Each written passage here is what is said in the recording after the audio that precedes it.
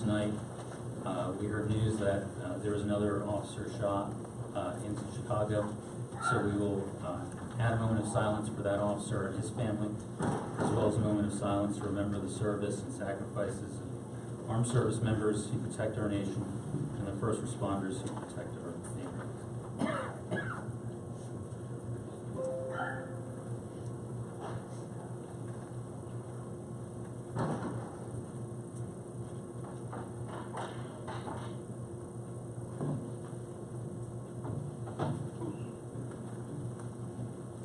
Clerk, please call the roll. Councilmember Quinn. Here. Councilmember Friedlander. Here. Councilmember Cruzio. Here. Councilmember Palumbo. Here. Councilmember Smith. Here. Councilmember Sackett. Here. Councilmember Kelly. Here. Vice President Abrahamson. Here. President Maniac. Here.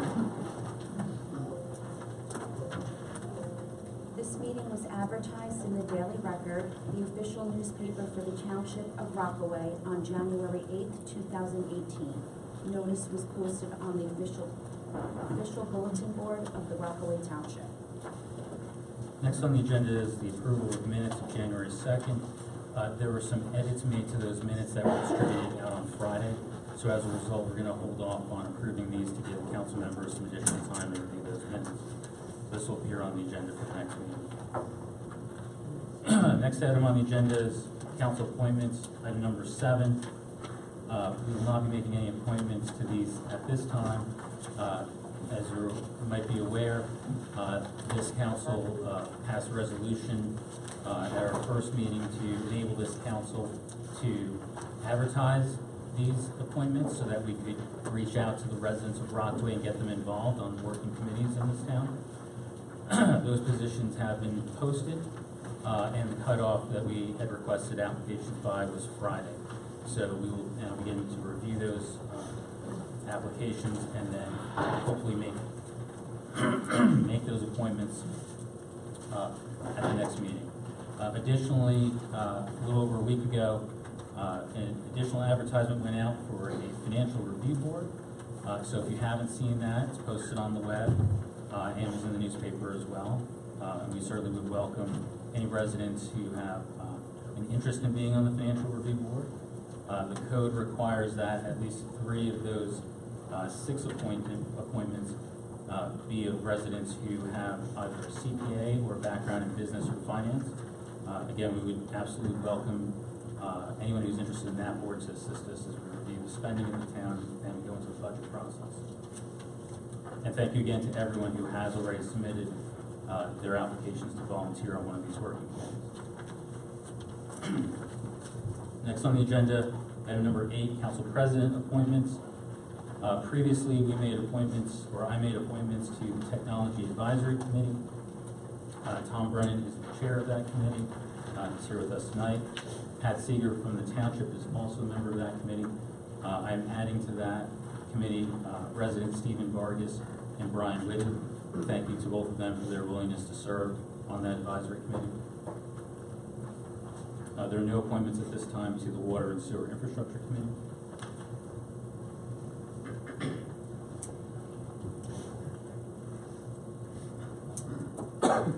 Next on the agenda, actually I'm going to go off the agenda. I have 2 statements that I'm going to read into the record. Council Vice President Abrahamson is going to assist me in handing these out.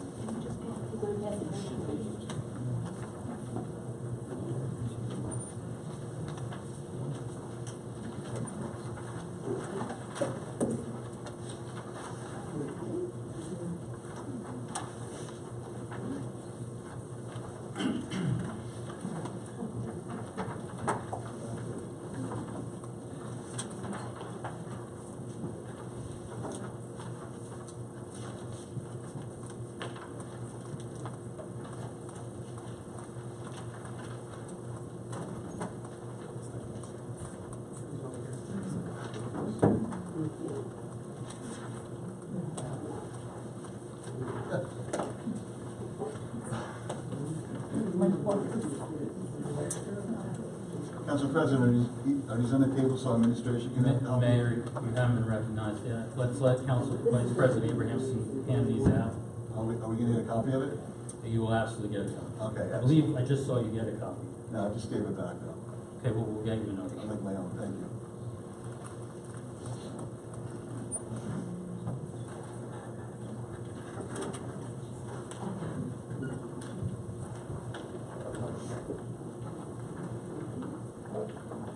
Thank you.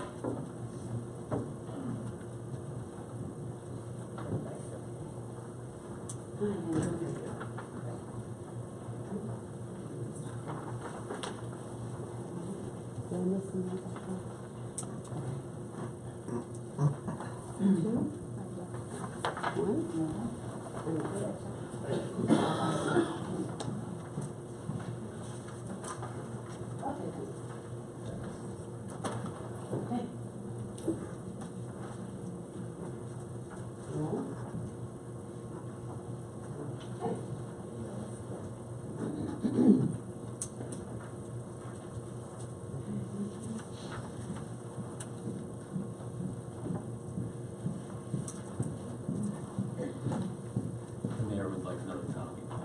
Yeah. Okay.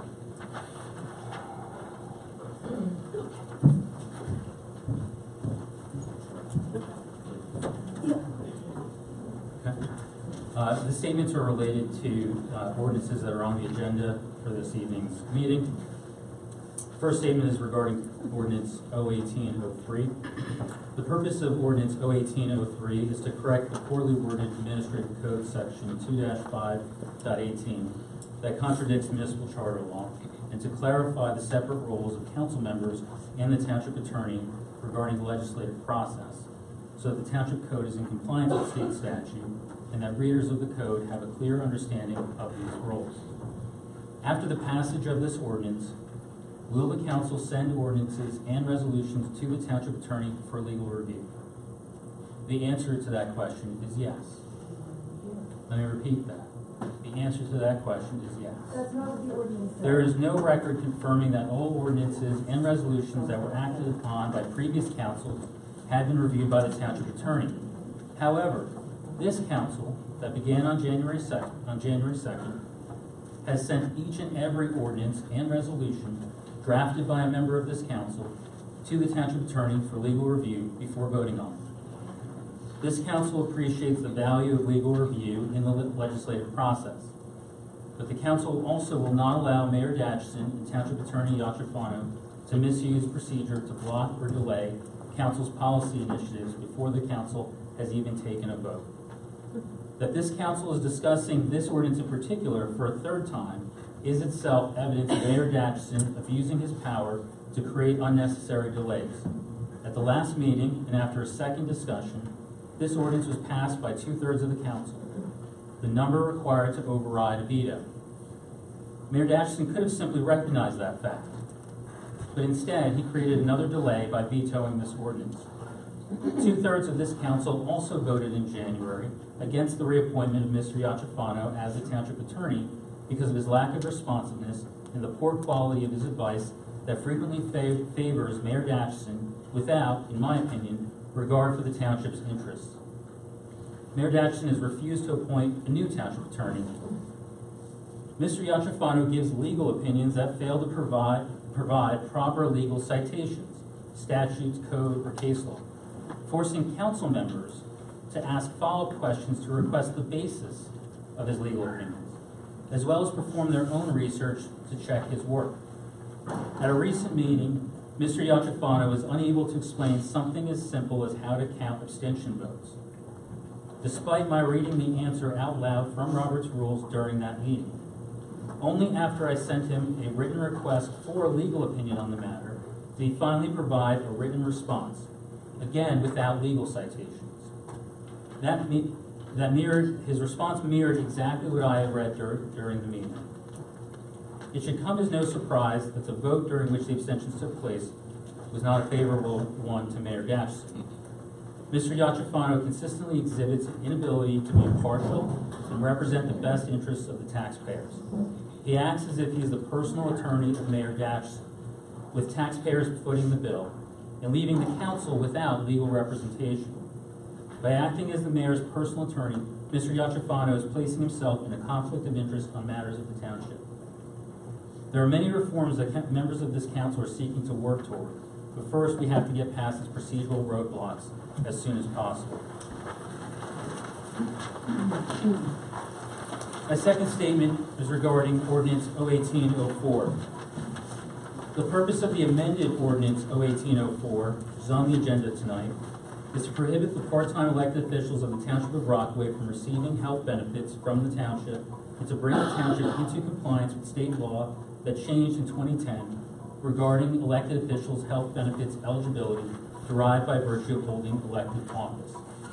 This ordinance is modeled on Ordinance 2017-03 that was passed in February of last year by Scotch Plains, which has the same form of government as Rockaway Township and also participated in the state health benefits program.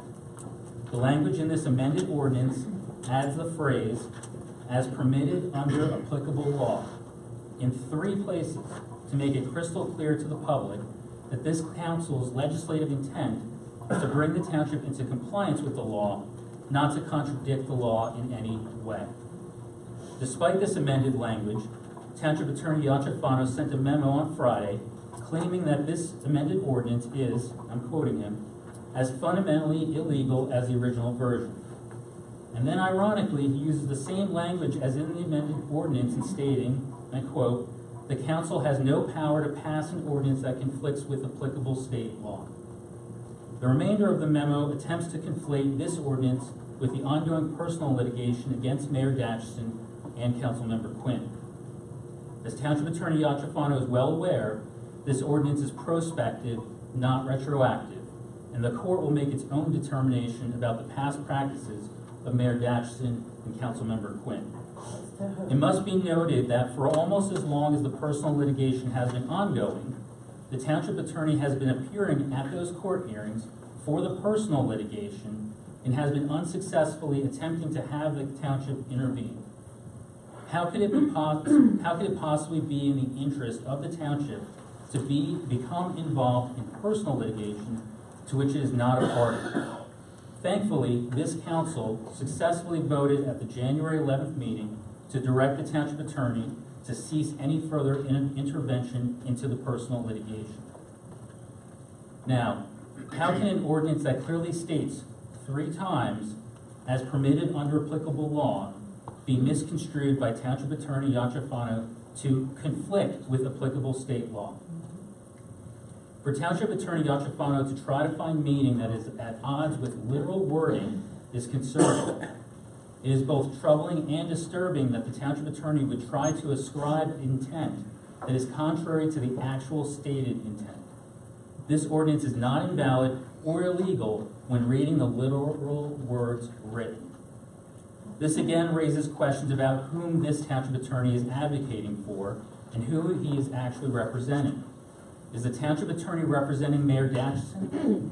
If so, then he is in clear conflict because he has a duty to represent the township and to base his opinions on the actual literal language of the ordinance, as opposed to the narrative that Mayor Datchison and Township Attorney Yachafano want to create for it.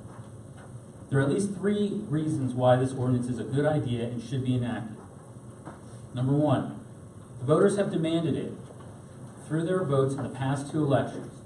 And more recently, over 500 residents have signed an online petition telling Mayor Datchison and Councilmember Quinn to stop taking full-time health benefits from their part-time elected positions at the expense of taxpayers.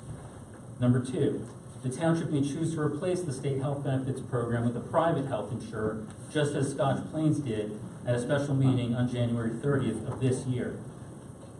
Number 3, municipal codes typically mirror applicable state statutes so that a citizen needs to look only in one place to understand how their government is supposed to work. This final reason is why it is so important to ensure that township code is regularly updated to reflect state statutes as they change. Code sections left unchanged since 1971 may now contradict state statute. Clerk, please enter the vote into the record of this meeting.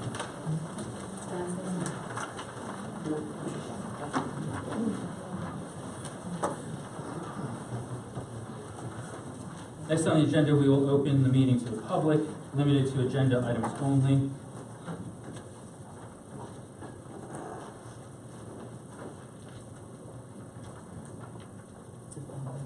I have a list right here.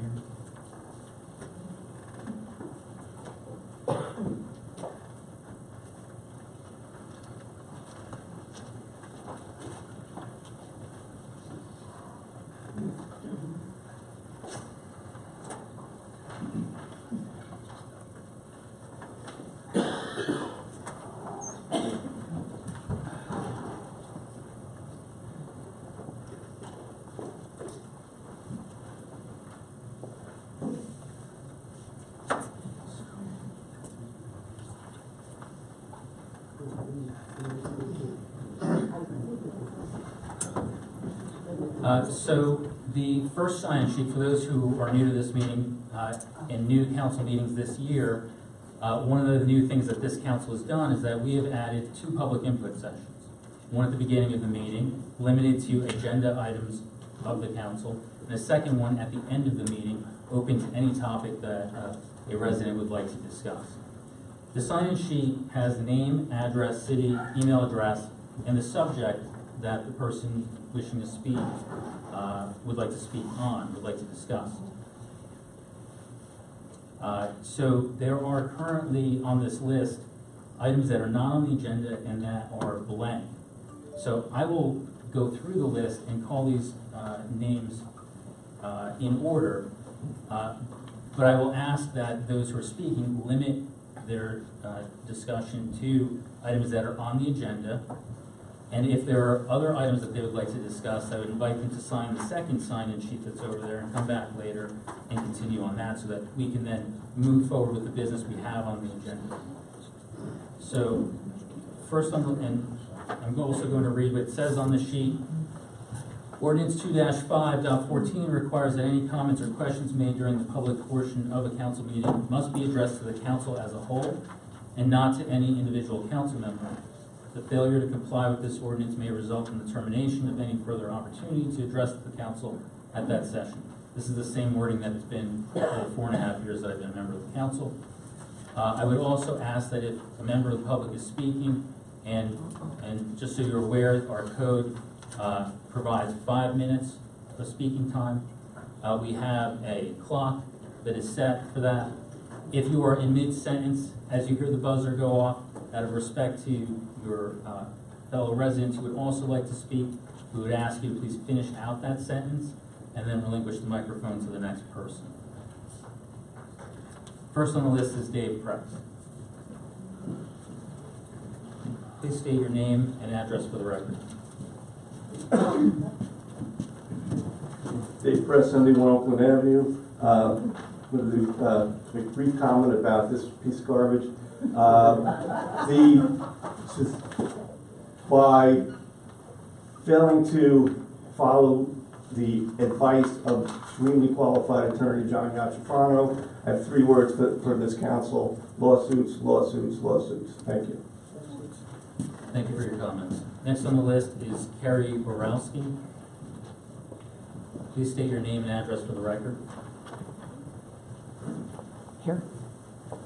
Hi, my name is Kelly Borowski. I reside at 95 Richard Mine Road, Dover, New Jersey. Excuse me. Okay, so here's what I want to say. This, like, as far as, I really never needed a microphone, but, so it's going to cost the taxpayers a shit ton of money to not have to have... Disrespect by using that word. Okay, I'll take it back. Disrespect. Okay, it's going to cost us a lot of money by passing this law. If that's my opinion, I feel like there's guidelines to go by and they need to stay in place because you can't just make stuff up as you go along. And I can tell you, like, I mean, I don't know, like, I have referred to other bylaws from other towns and gone by that. It doesn't mean that I can just bench a girl or tell her she can't do this, do that because of her behavior that specific day. That mom could turn around and say, you know what, you can't do that. I'm coming after you. And she can go after me if I'm not protected legally or in writing. That's what's going to happen. I mean, does anybody here think it's a good idea?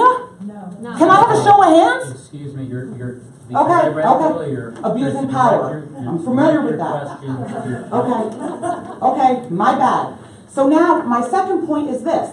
We can argue about insurance for part-time elected officials, and we can even bankrupt everybody by looking back to get the money back that they've already been paid. It's not going to benefit us. The lawyers are going to benefit here. And it's going to be, we're going to be collateral damage. I'm not okay with that. I'm really not. And I don't think that half the people in this room are, but what do I know? They're all here, and it's a lot more than 10 or 12 people, so. Thank you for your comments. Yep. Next on the list is Katie Claps.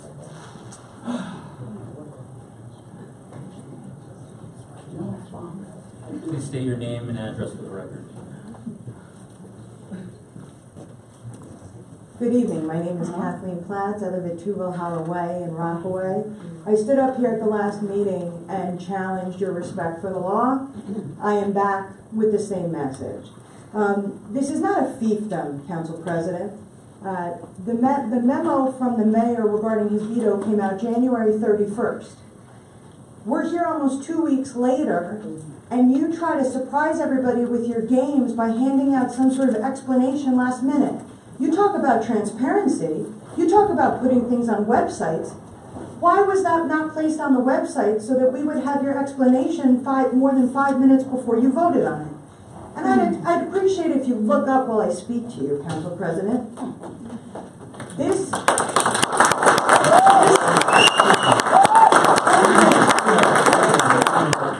For the record, I'm making notes on what you're saying so that I can be aware of what you're saying. Okay, I just noticed that you generally don't look at the speakers, including me. I generally take The notes, reason, ma'am. the last time we were here, you placed on the record your nonsense explanation for the reasoning behind the ordinance to eliminate legal review of statutes, that you wanted to make it more in line with the true meaning. The fact is, that's nonsense. What you want to do is exactly what you're doing, which is eliminate requisite legal review of laws. You're creating laws. You can nod your head no all you want. You are creating laws, and none of you, not a single one of you, is a lawyer. And guess what? Even if in your nonsense memo you indicate that you're going to present this to a lawyer for review, again, this is not a fiefdom. This is a law that will continue past your tenure. So when there are future councils, maybe they won't have that opinion. Maybe they won't produce it for legal review, and they won't have to. That's the law you're creating. When I speak to corporation councils, that's township attorneys from other places. They can't even believe this. You cite another township that has an ordinance related to your health care ordinance. Give me, again, I challenge you, give me one municipality in this entire state that has ever codified the exclusion of requisite legal review for ordinances. Because the only thing you're doing is eliminating a lawyer's review of a law. I don't think any of you quite understand the nuance of creating laws. One word can change a law from being legal to being illegal, from being a situation where somebody can commence suit against the municipality and collect, to being a lawful ordinance. So please tell me, besides your personal distaste for the township attorney, please tell me, why would you not want a lawyer to review a law when none of you have any legal experience? You talk about the need to do legal research on your own. Let me explain something to you. You're not a lawyer. You don't even understand that legal research. The fact that you have a personal problem with the township attorney because of whatever your personal vendetta is shouldn't result in a law being created that eliminates this particular township from making sure that the laws we pass are legal. Because if you create illegal laws, you are asking for lawsuit, you are asking for judgments against this municipality, and we talk about taxes in this town. Who's going to pay? We are. We are your constituents. Sir, we are your constituents. So, let me ask you again. The healthcare ordinance. Personally, I don't care. I don't care if they have healthcare, no disrespect. I don't care from a personal perspective. I don't have a dog in the game.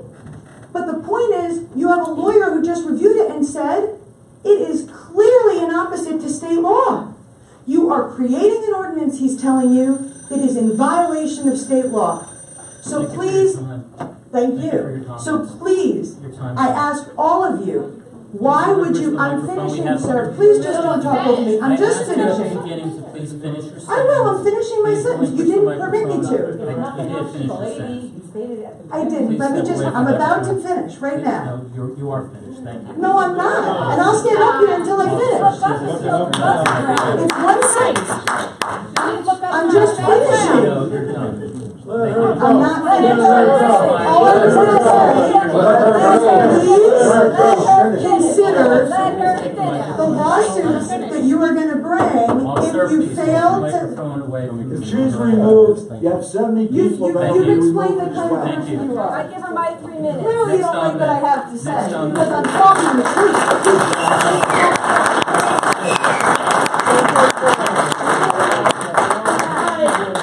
I give you my 3 minutes. Next on the list is Jackie Bader.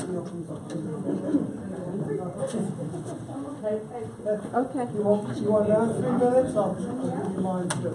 And who says it's 3 minutes? Jacqueline Bader, 129 Richard Mine Road, Dover, Rockaway.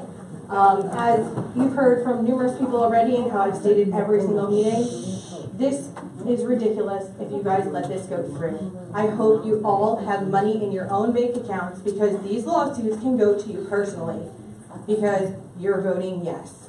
And when your yes vote goes, you're not just covered by the town, you are covered by your own insurance as well, especially when the town loses their insurance, as stated per emails and what is stated, numerous attorneys have said, you guys are going to lose insurance, which means the town's going to lose insurance. We have sports that rely on this insurance. We have people who work here that rely on this insurance. We have so many things that rely on this, but you guys don't look at the big picture. You're looking at the small, itty-bitty picture and your own personal vendettas against people. And it's rude, and you're here for the taxpayers. Right now, you're all raising our taxes. You threw in a hidden meeting last week, last minute. You advertised it 4 days before the meeting. Then all of a sudden it got canceled last minute because somebody probably got sick. Well, that's great, because that vote probably didn't go in your favor, and that's why you changed it. Okay? How much money did that all cost you? You had fees for people that were supposed to be here. You had posting fees in the newspaper. There were other fees that were incurred. Who's paying that? The taxpayers, yet again. But you don't think about that. You think about your personal agendas. Okay? There is no reason why it could have been stated at this meeting that you wanted to have a meeting. It did not have to be pushed last week. There's no reason that veto had to be brought up last week at a special meeting. It's brought up at the normal town council meeting. And having a meeting at 9 o'clock on a Thursday morning for town residents that mostly work because we have to pay these taxes is absurd. It is rude. If you guys have nothing better to do with your time, that is a problem. Because this is when it's supposed to be taken into account. This meeting, open to the public at night, so people can come who pay our taxes to this meeting. I really hope you guys all take a deep look at what's going on, because you said that you were going to have everything's been reviewed by the attorney, which is bull. Because as the rec committee, I did not see the ordinance that was, it was introduced, but then it was drafted last week, to last meeting.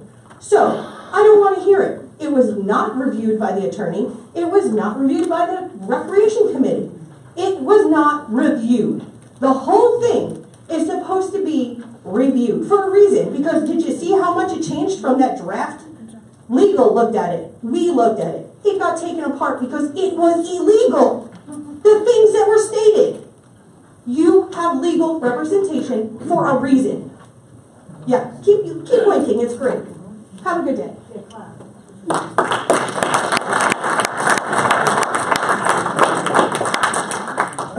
Thank you for your comments. Next on the list is Robert Morrison. Please state your name and address for the record.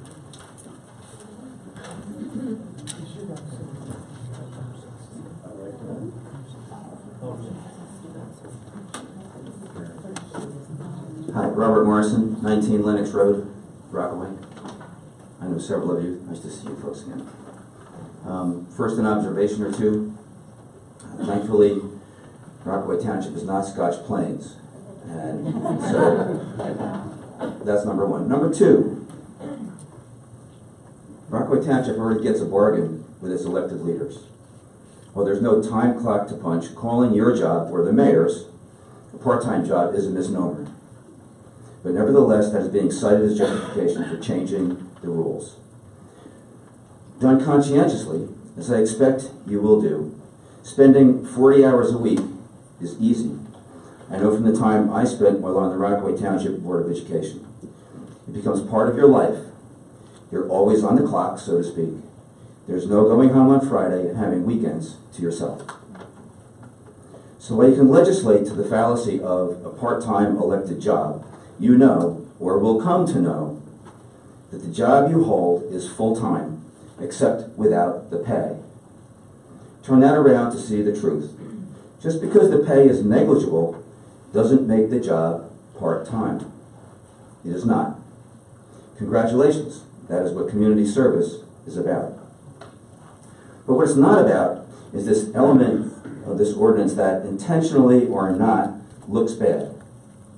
Like personal politics masquerading as constituent service.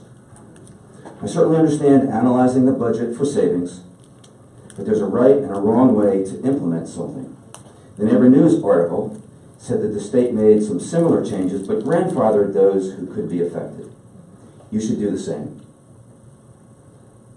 Fairness is an important element of every ordinance, and granting exceptions, i.e. grandfathering, is the fair thing to do when changing the rules like this.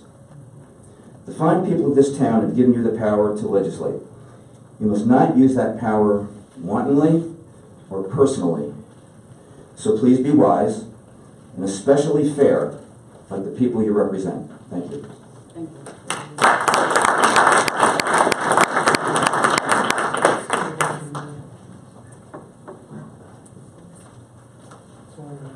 Thank you for your comments. Next on the list is Frank Jekyll. Yeah, everything I was gonna say has been said, so I don't want to speak. Thank you. Next on the list is Paul Savage.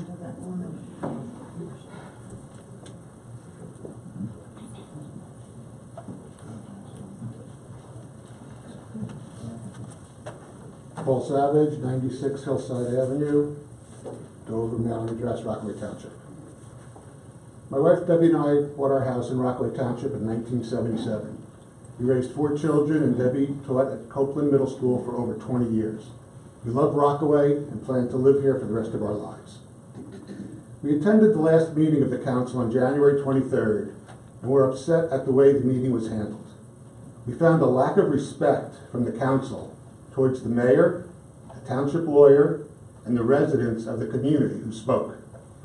We feel everyone wants what is best for Rockaway, and we must work together to reach our goals. However, the discord between the council and the community is reprehensible. We would hope that these differences will be resolved in a more professional manner that one would expect from members of this elected council. We were upset that the council approved Resolution 1803 that said that new ordinances or laws could be approved without a lawyer's review. I still don't understand how a law can be approved without a lawyer review. But that's not what we're here to discuss. We're here to speak on the resolution to remove health care benefits from Mayor Dasherson and Councilman Quinn. We've been neighbors of Jack Quinn for over 30 years.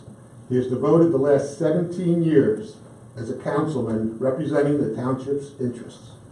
He has more time on the council than the other 8 members combined. He has always done what is best for the town and the residents of this community. He has put in countless hours serving the council and volunteering for numerous activities, including recreational coaching and charity events for Rockaway. He is an honorable, honest man who is admired and respected by all who know him. I understand that the council is trying to save money for Rockaway and not pay for these healthcare costs. From what I understand, Governor Christie changed the law in 2010 to remove healthcare benefits, but the statute grandfathered those members who continue to serve. If Councilman Quinn and Mayor Datcherson fit that criteria, then why would the council challenge that ruling? Why would the council open themselves up for a lawsuit? Please answer these questions in your response.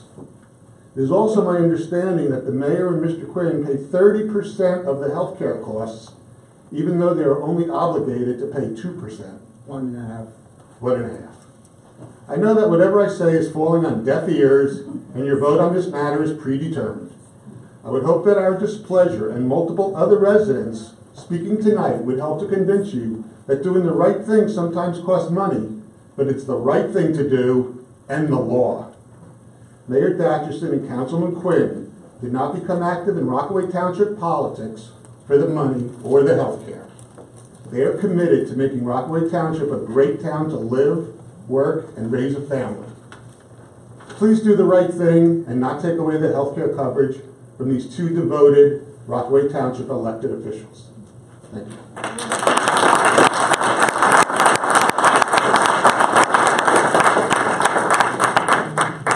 Thank you for your comments. Next on the list is Kevin Young. My question was discussed. Thank you. Thank you. Next on the list is Pat Degnan.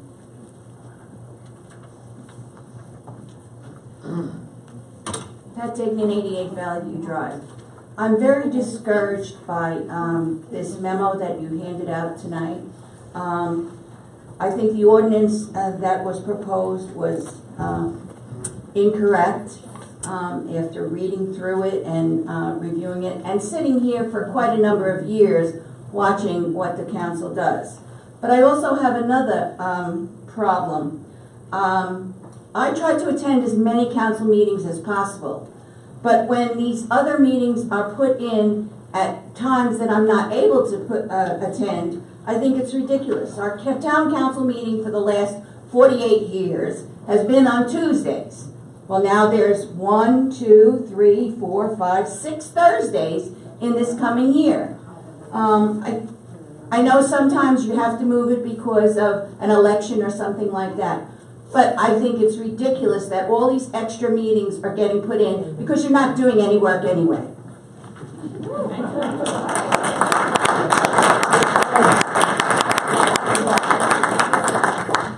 Thank you for your comments.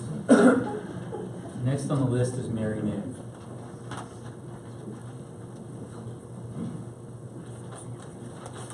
Please state your name and address for the record. Mary Noon, 454 Herrick Drive. I've been coming to these council meetings for about over 2 years. And I started coming to the council meetings because there was a parking issue on my street. What I was very impressed with is that the people that got up to speak about the parking issue that night, the council listened. And they reversed the ordinance because people got up, they spoke out against it, and the council really appeased us. And a lot of people are out here tonight. And I just respectfully ask you to listen to the people, because that's your job. Thank you. Thank you for your comments. Next on the list is Lisa Salver.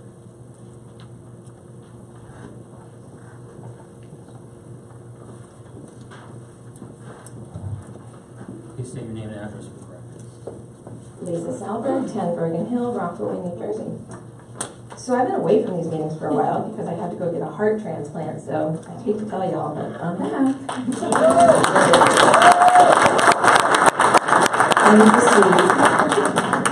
So when I saw this proposed ordinance come up, I was really happy because I thought we had labor lawyers, environmental lawyers, sports lawyers, healthcare lawyers, criminal lawyers, you name it. We had a council of attorneys. Yeah, that's not true, is it? You guys don't have legal expertise. And some of you actually filed false documents to the town on my grandmother's property and claimed that there was a tenant there.